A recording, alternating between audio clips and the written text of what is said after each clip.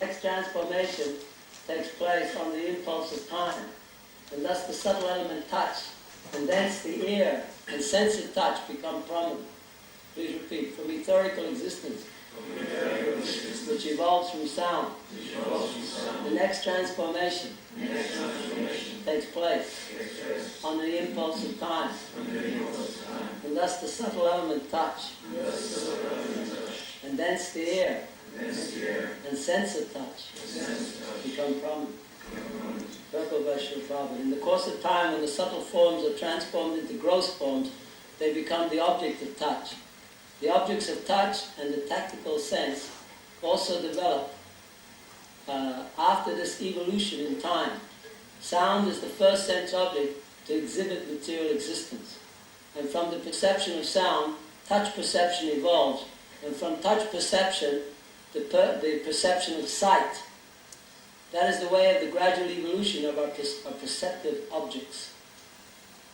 Please repeat. Oh, well, that was appropriate. Okay. Om Agyanitimirandasya Jnanam Salakaya Chaksurum Militam Yena Tasmai Sri Gurudeva Namaha Sri Chaitanya Manom Abdam Yenam Bhutale Swayam Rupa Vidamayam Vedantikam Swayam.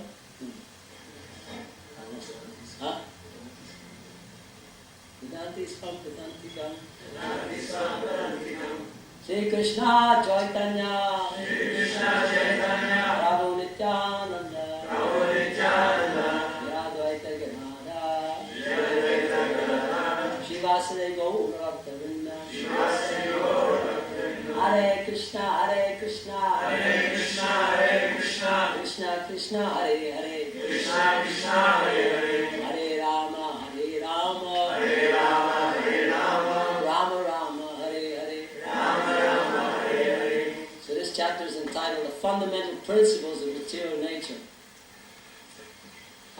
Without understanding the fundamentals, then just like everything is based upon its foundations. So without understanding the fundamental principles, how can you understand material nature? This is the subject of Vedantic literature. It starts off Janmadasya, Janma-asya, where that which, from whom everything is coming. This is just like we use the word Vedanta. Veda means knowledge, and Anta means the end of all knowledge. So knowledge has to have an end. There's the end of knowledge. So the Vedic literature is dealing with the conclusion of all knowledge. Knowledge must be conclusive. Otherwise it's not serviceable. You understand? Knowledge is, like everything else in the material world, is used in our service. We use everything in our service. So unless it's conclusive, unless it's complete, we can't utilize it. Just like if you don't know how to cook, it doesn't matter how nice a cookery you've got and how many pots are there and how many ingredients are there, but because it's not serviceable. Just like if you don't know how a car works, if it breaks down, it's useless to you, even if it might be a Rolls Royce. Because your knowledge needs to be complete. Incomplete knowledge is not adequate to satisfy the senses. So everyone in the material world is searching after knowledge. Because without knowledge, there is no experience. Everything is based upon the interaction between the knower. This is described in the 13th chapter of the Gita, which is called Kshetra Dhyan. The knower and Kshetra, the field, and the object. So there's the knower, the instruments of knowing, and the object of knowledge. So these are basically the ingredients of the analytical study of Vedantic literature.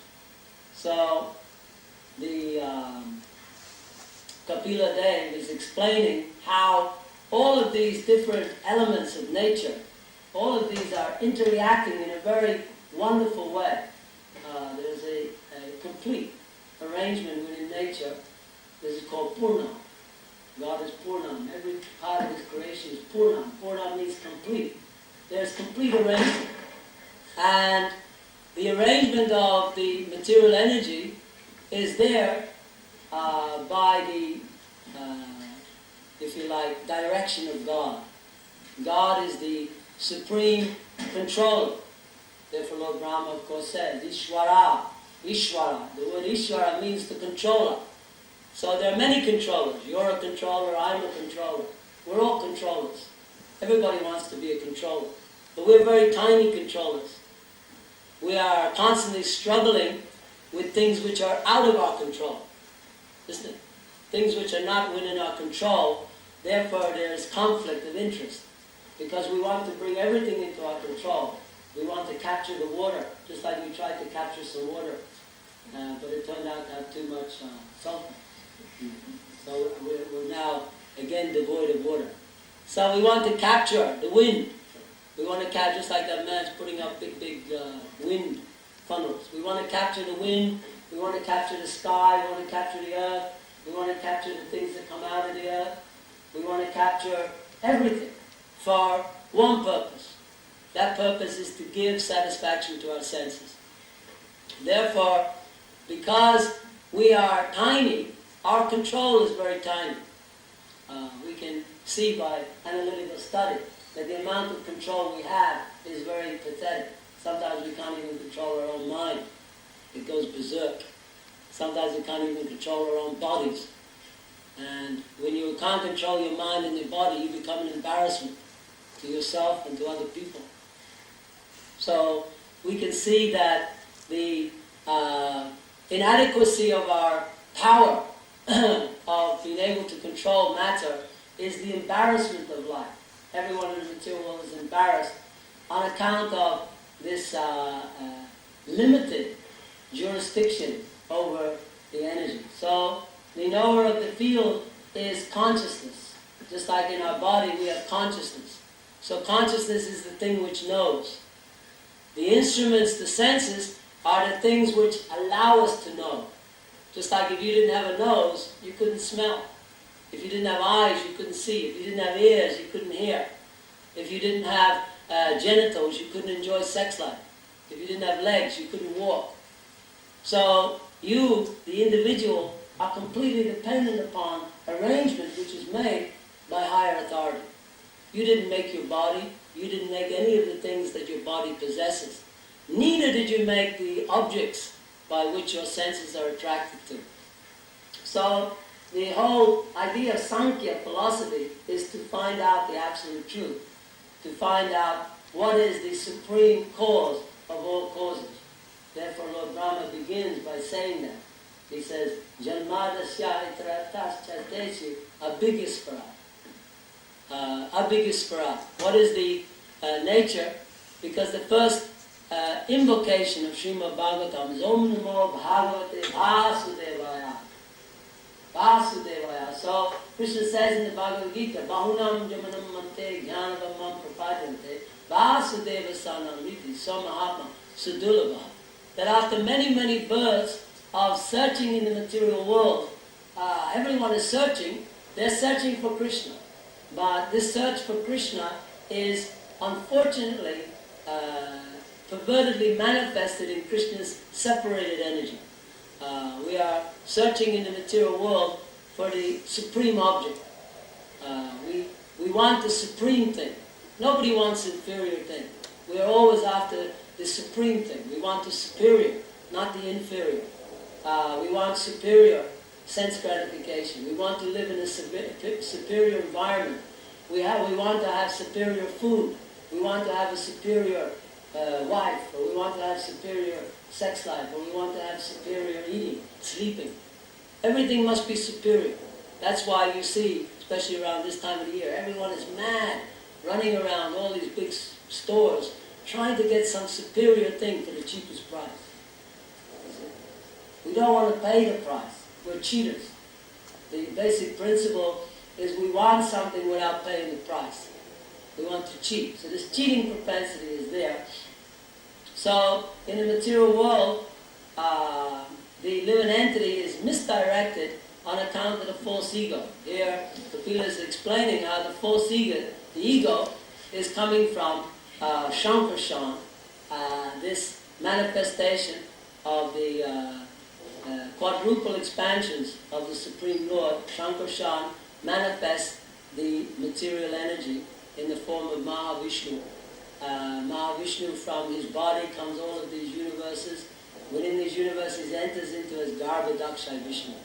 Then within the universe he comes in as the masculine principle, the Purusha. Therefore we call him Govinda Adi Purushatam. So from the Purusha is manifested the Prakriti. Prakriti means Durga, Purusha means Lord Shiva. So Lord Shiva is the Lord of the false ego. The whole material creation is based upon the manifestation of false ego. Everything is manifested from this energy of false ego. So we see that this ego principle is very prominent in the material world. Everyone is a victim of this ego. So here, of course, for those who haven't been in the class, I'll just quickly browse over a few things. So it says that Devahudi is asking Kapila to please explain the characteristics of the Supreme Person and his energies. For both of these are the causes of this manifestation and unmanifested creation. So this is the two aspects. There is the manifested aspect, the three modes of material nature, and the unmanifested aspect is known as pradhana. The aggregated elements, namely the five gross elements, the five subtle elements, the four internal senses, the five senses for gathering knowledge, and the five outward organs of action are known as the pradhana. So pradhana is the, if you like, the resting place of all energy, material energy. And of course, we can understand that all energy is coming from Brahman. This Brahman is the bodily effulgence of the Supreme Personality of God. So the whole material creation is resting in the effulgence of God. There are five gross elements, namely earth, water, fire, and ether. There are also five subtle elements: smell, taste, color, touch, and sound. The senses for acquiring knowledge and the organs for action number 10. So here we see that these are scientifically broken down. That the auditory sense, the sense of taste, the tactile sense, the sense of sight, the sense of smell, the active organs for speaking, the active organs for working, and those for traveling, generating, and evacuating. These are the senses of the living entity, and each one of those, of course, are related to the cosmic manifestation. Everything has interrelationship. This is the meaning of completeness, that just like we are dependent upon air, but air is there throughout the entire creation. Earth, water, fire, air. So the senses are made up of these elements, just like the tongue. The tongue is tasting, so it requires water. If you don't have water, then the saliva, you have to have saliva on the tongue. There's always saliva on the tongue, because the interaction between water and taste is intimately united. So all of these things are, if you like, all relatively related to each other. But ultimately, we can understand that the variegatedness of the material world is a manifestation of the transcendental potencies of the Supreme Personality of God. An example is used, just like the cobweb of the spider. The spider's cobweb is coming from the spider, but the cobweb has nothing to do with the spider. You can't say that when you touch a cobweb, you touch the spider, isn't it? But the energy itself is coming from the spider. So, therefore, this is called Achintya Shakti. Achintya Shakti means inconceivable, just like scientists, they're studying spiders in a very big way. You know why? Because the actual power, the strength of the web is something like 10 times stronger than steel. If you were actually to produce such a product, in relative terms to our, what do you call it, the strength of the web is something like 10 times stronger than steel. If you were actually to produce such a product, in relative terms to our, manufacturing, it would be 10 times more stronger than steel. So they want to capture that. So they want to know, how does that spider, which is just a little creepy crawling thing, produce such an incredible, powerful product? And it is coming out of his inside. So they want to find out, where is it coming from? You see? They want to understand. But we can understand that the cobweb of the spider is the Shakti of the spider. It's his Shakti. It's his power. So we have power. He has power. We can't make a cobweb. He can make a cobweb. So in one sense, the spider has his unique individual power or energy, Shakti. So similarly, the Supreme Personality of Godhead is the reservoir of all power, the reservoir of all energy. And therefore, through his separated energy, as Krishna says in the Bhagavad Gita, these elements, they are my separated energy, and they are coming through his various expansions, just like Krishna's business. Krishna's only business is to enjoy. He has no business with the material energy. But for the purpose of creating wonderful facilities for the living entity to imitate God or to try to be God, therefore he creates these subtle and gross arrangements. So the internal subtle senses are experienced as having 4 aspects in the shape of mind, intelligence, ego, and contaminated consciousness. So this is the beginning manifestation of false ego. The false ego is manifested in contaminated consciousness. Everyone has contaminated consciousness. Therefore we can understand that because our consciousness is contaminated, therefore all sorts of lusty affairs are going on in our mind. This is very easy to understand, that we are naturally contaminated. Everyone's contaminated. That's why if I want to enjoy, I have to be very careful how I enjoy, even in a material sense. Forget about the spiritual morality. Even in the material, just for the sheer functioning of society, there has to be rules and regulations by which I indulge in my lusty affairs. If I suddenly decide that every woman is for me, I can get in a lot of trouble. So therefore, there is what we call regulating control. We see in society there's regulating laws. You shall not steal, you should not covet thy neighbor's wife, or I think there's one, you shouldn't covet thy neighbor's donkey, or something like that. But there's all sorts of rules that you shouldn't be you shouldn't be taking away your neighbor's things, basically. So we have all this morality. We have so many rules and regulations because we have contamination. What is that contamination? Krishna said it is lust alone, O Arjuna, which is the all-devouring sinful enemy of this world. So within the heart there is lusty affair. And everyone knows when a person is lusty, it's disgusting. It's disgusting. Just like if you came down for Sharan time and someone started eating everyone's plate of food, you would start to beat the fellow. Because it's an uncontrollable lust. So we see that this lust is manifested through contaminated consciousness in the form of false ego. False ego is the manifestation of what is called avidya. Avidya means contaminated knowledge. You see, consciousness and knowledge cannot be separated. You cannot separate consciousness from knowledge. So knowledge is contaminated by association. Prabhupada one time was given a very good example. He said, just like ice. Ice is by nature liquid. So when it comes in the form of ice, it's contaminated by association. So therefore, it's naturally trying to return to its original condition. That's why if you leave ice for any time, it starts to turn back into water. Because the state that it's in is unnatural. It wants to turn back into its natural condition. So, similarly, consciousness is originally pure. And consciousness is originally full of bliss and full of knowledge. But when it comes into the association of the material world, it becomes, as Krishna says, prakriti kriyamane guna karma sarvaja ahankar vimudakma. So this ahankara, this false ego, is false consciousness.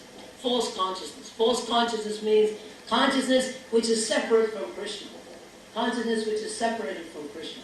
So the subtlety of separated consciousness from Krishna causes the manifestation of our material body in the form of contaminated consciousness, polluted mind, false intelligence. So distinction between them, these subtle energies are very subtle, so distinctions can only be understood by their different functions. You see? So when something is very subtle, it cannot be analyzed by any of our gross senses. It can be understood by difference in function. Why do we say there's a difference between intelligence and mind? Because we observe some different function. The mind says, do this, but the intelligence says, oh no, you can't do that, you're going to be in trouble. So we can have some idea of the subtle energy by function, you see, by function, but not by anything else. So similarly, if we want to understand the subtlest energy, which is spirit soul, we have to understand it by function. You see? By function. How it's functioning. So this is very important in Sankhya philosophy because the living consciousness has a certain function. The body has another function. There's a distinct function, there's a distinct functional difference between the gross energy and the subtle energy. So therefore, we can understand by higher intelligence that the gross energy is actually being conducted under the power of the subtle energy. You see? The gross is actually working as a, if you like, servant of the subtle. We can see just like this wood. This wood was a tree. But by our power of mind intelligence, we were able to create such a nice bookstand. So that wood is now serving us. The wood is serving us very nicely because the wood is inanimate. Now if that tree was intelligent, it would run away. You see, just like if you want to chop someone up and use them for a bit of firewood, they're going to run away. Or for the Sunday feast. Because they have intelligence. They have consciousness. But gross energy is dead. So the gross energy is dead because it is not, matter itself has no, foundation of consciousness. Consciousness is impregnated into matter by the Supreme Personality of Godhead. So when consciousness comes into the material world, because the function of consciousness is what? To enjoy. The function of consciousness is to enjoy. Therefore, it has to enjoy. You see, it has to enjoy. So what does it do? It tries to make arrangement for enjoyment. It tries to make arrangement for enjoyment because this is the natural function of the soul, to enjoy. The only thing is that the arrangement it's making is demonic. That's the problem. It's demonic because it is artificial. It is artificial. One time when I was in Edinburgh, Prabhupada wrote me a very nice letter. And in that letter he said, this material world is the arrangement by Krishna for the rebellious living entities to try to imitate Krishna. Prabhupada said, just like when I was a child, my sister, she wanted to imitate my mother. So my mother gave her some nice cooking things. And she gave her a rolling pin and some flour and some water. And Prabhupada said, together we happily engaged in making chapatis and cooking prashadam. But we were very young, so Prabhupada said, our cooking was nonsense. Our cooking was nonsense. But our mother, she tolerated. Because out of love, she wanted to fulfill the desire of the little child.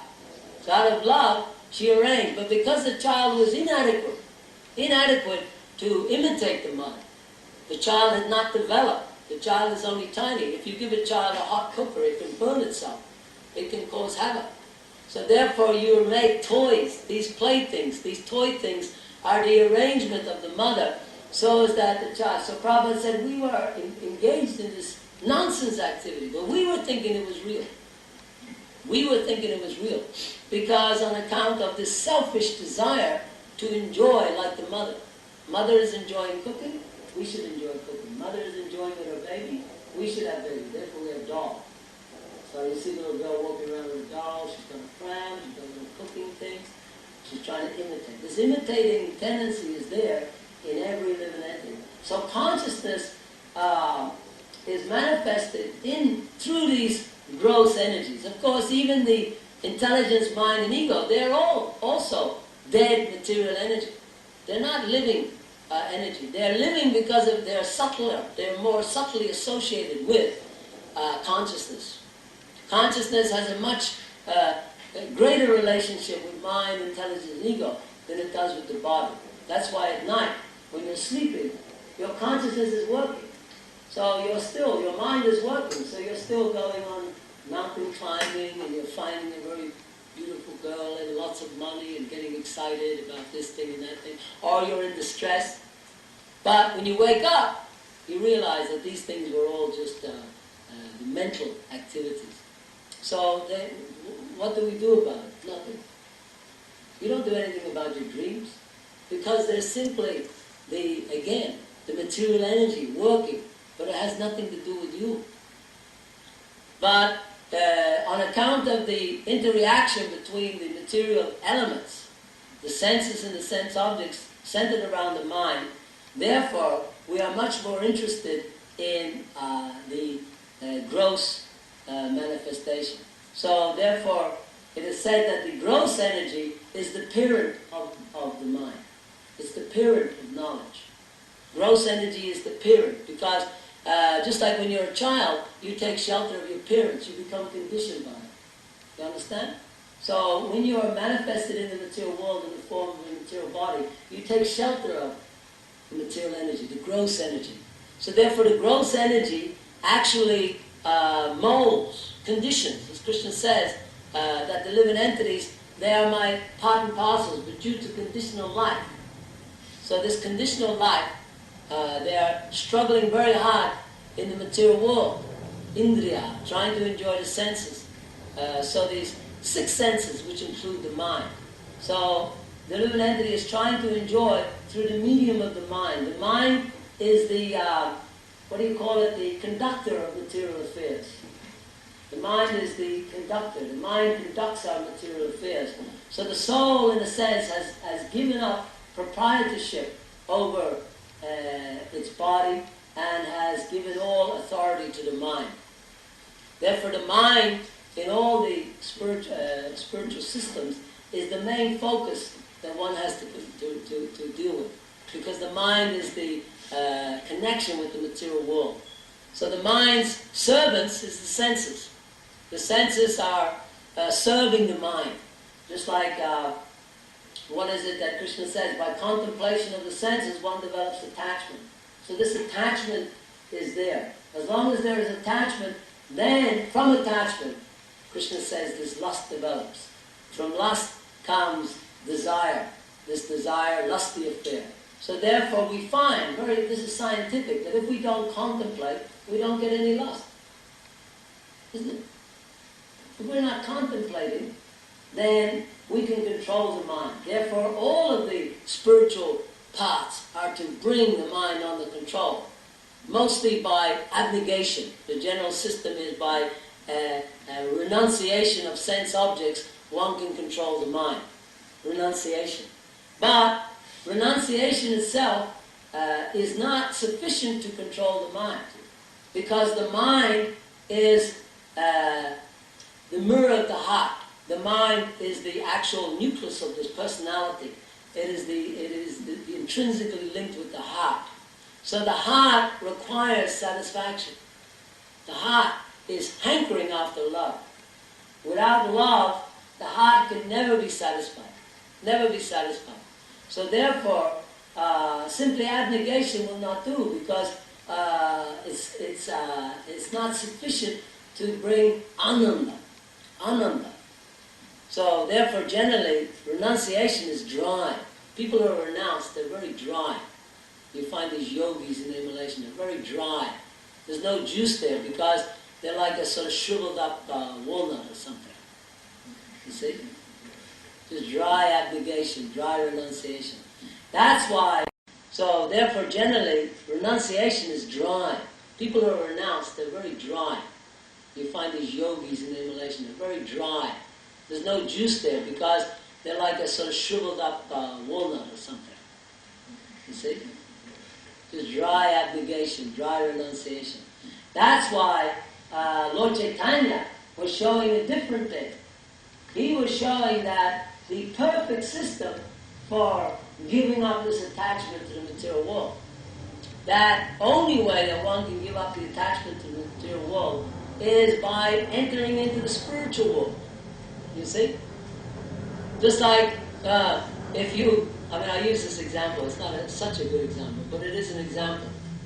Just like if you go into someone's house, and unfortunately the first room you walk into is the toilets, then you may think, oh, what a funny house this fellow lives in. It's toilets. But if you move away from the toilets and find out there's a whole huge mansion full of beautiful arrangements, then the toilet is inferior. You can understand this is inferior, the superior thing there.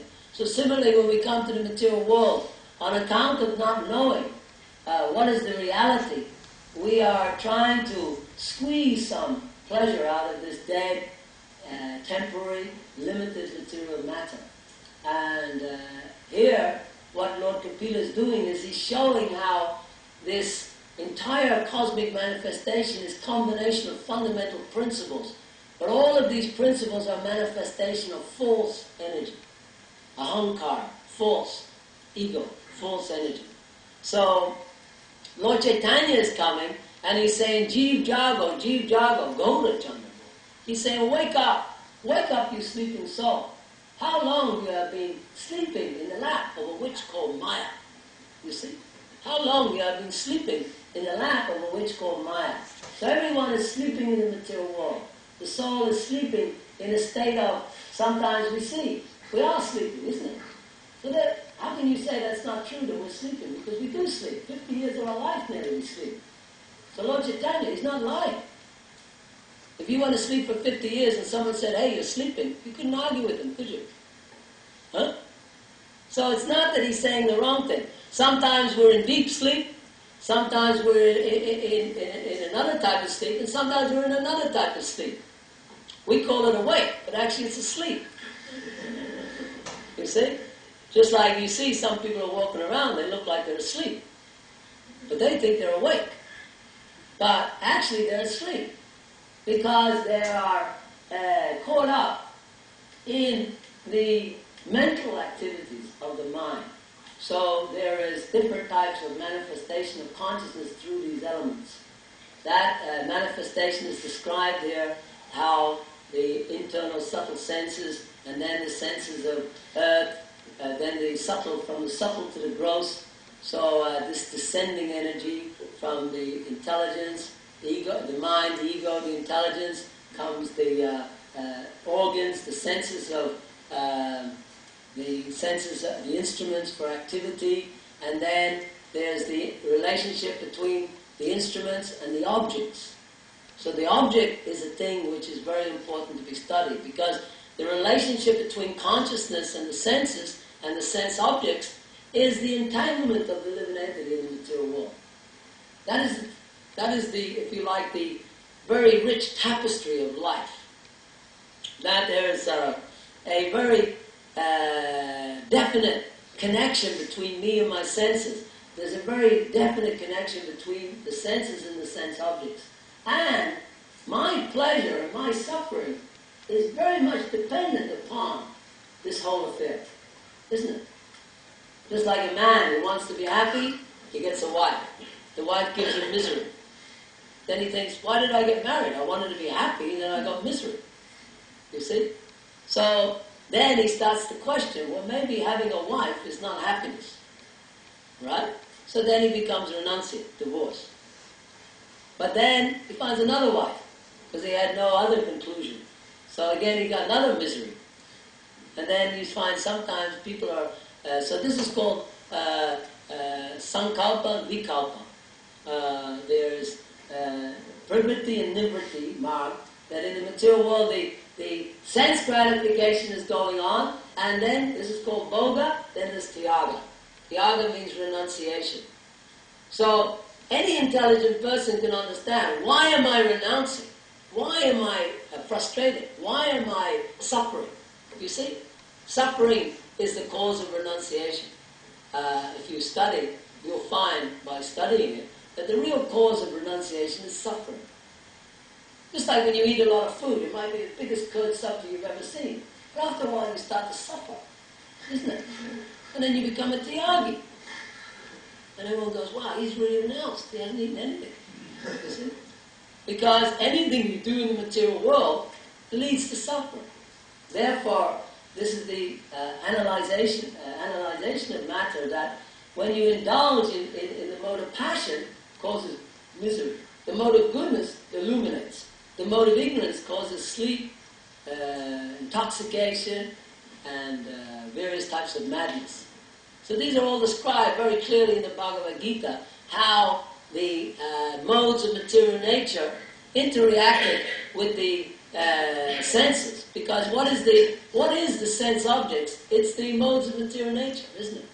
Some objects are good, some are mediocre, and some are horrible. Anything that you experience in life has a superior, middle, and inferior aspect. Just like you say, oh, my wife, not great, nothing. Mediocre. A mediocre experience. Someone else is thinking, my wife's great, a good experience. Someone else is thinking, my wife, she's horrible. So, a horrible experience. So if we analyze everything, whether it's food, whatever object it is, we go somewhere, we think, oh, I had a great time, isn't it? Just like the comedy. I went on holiday, I had a great time. Oh, it wasn't too, another one, it wasn't so bad, it's all right. Another one, oh, it's horrible. Everything is interreacted with these modes of material nature. So sometimes the living entity is going up and enjoying, sometimes he's stuck in the middle, and sometimes he's going down.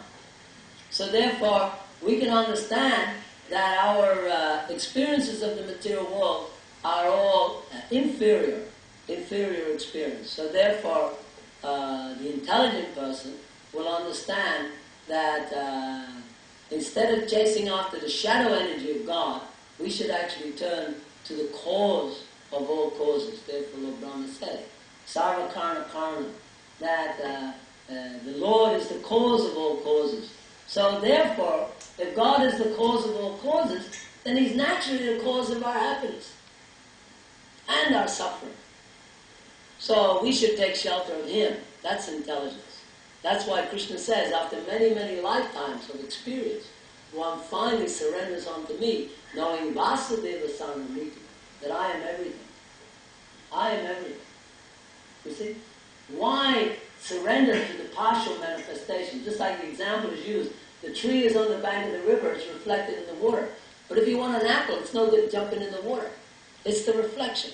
It's the shadow energy, the inferior energy. So Krishna himself is saying, this is my inferior energy. So if Krishna is telling us it's inferior, that means this is superior. Because wherever he's saying para apara, that there's superior experience.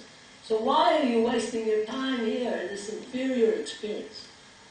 You see? So Lord Chaitanya is saying, Jeev Jago, wake up, you sleeping souls. You are all sleeping in the lap of a witch called Maya. Maya means that which is not, that which can never be fulfilled. Never be fulfilled, you see. The nature of Maya is you can never, ever, there is no one you will meet on this planet who is satisfied. Nobody. There may be some temporary exhilaration. There may be some up for a while. But you'll find the same person will go down.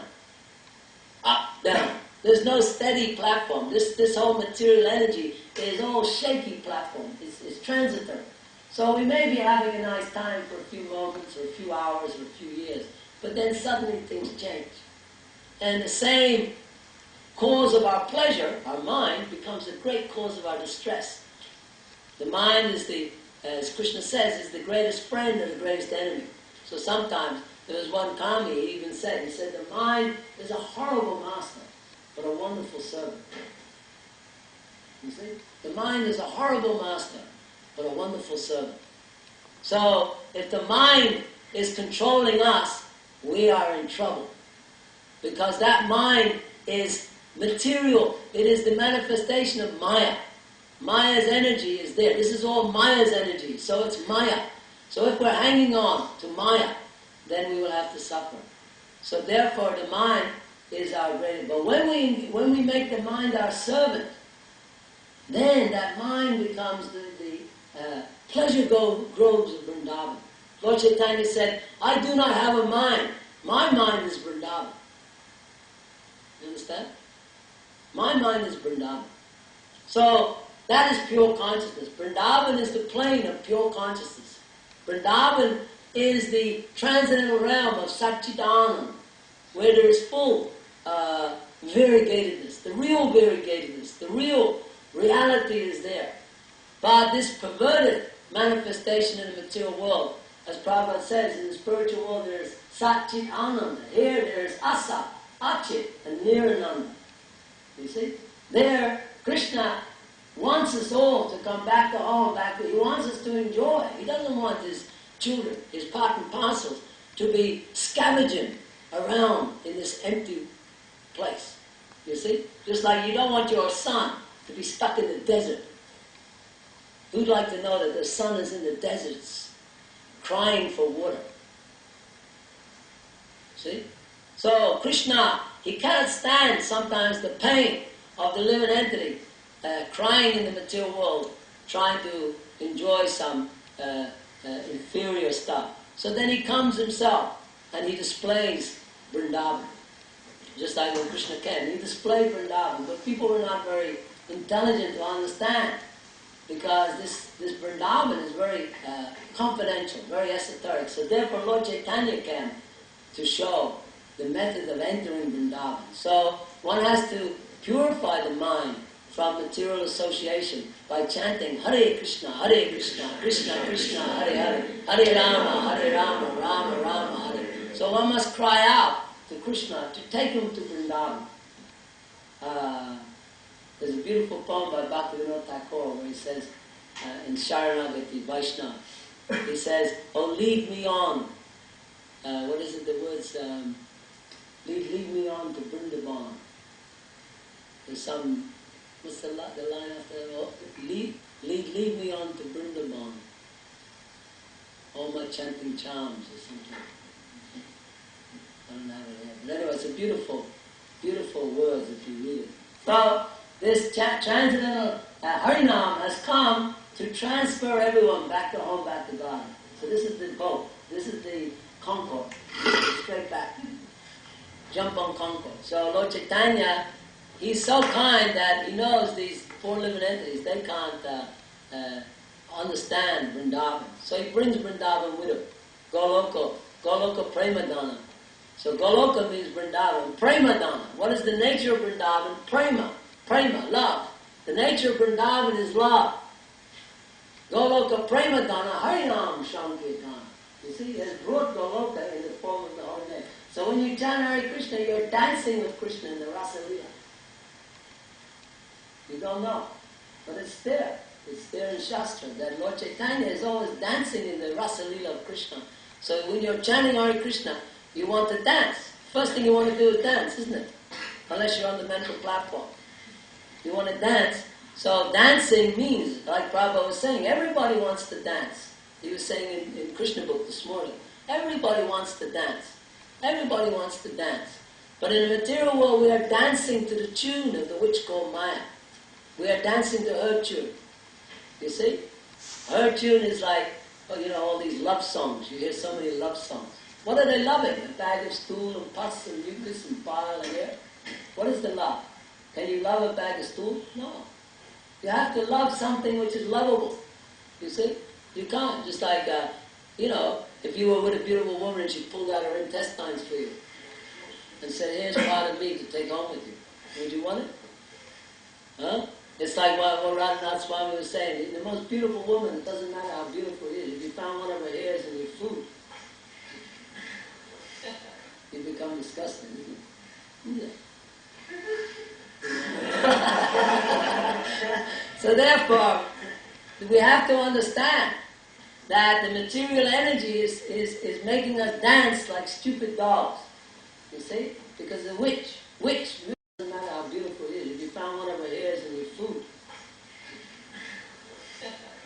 become disgusting, isn't it? So therefore, we have to understand that the material energy is making us dance like stupid dolls. You see? Because the witch means bewitched. When you become bewitched, then you're running after something which is actually not, it's just deluding you. So this material body, this material world is all a manifestation of Maya's trickery. So we shouldn't think that Krishna consciousness is depriving. It is not depriving us. Rather, it is trying to bring us back to reality. In the real existence, then there is real pleasure, then there is real knowledge, then there is real permanence. Otherwise here, what are we gaining? You judge a thing by its result. The final result is we fall down, dead. Isn't it? No matter what you've done, it doesn't matter what you've done in this world, the final thing is you decompose. You see? Even if you wrote 5,000 books, or you had 80 million followers, or you were the king of a huge empire, or you were able to sing like a beautiful bird, or whatever you were able to do, at the end of it all, you just decompose and become smelly. So you judge a thing by its result. So see the result of Maya. Maya is trickery, just trickery. So Lord Chaitanya has come to chase away Maya. He wants to chase away Maya. Go away. Just like when the sun comes, darkness runs away fast. Isn't it? When the sun comes, the darkness has to run, has to scupper. Because the sun is so powerful, darkness cannot stand there. She cannot stand there and have some significance. She has to disappear.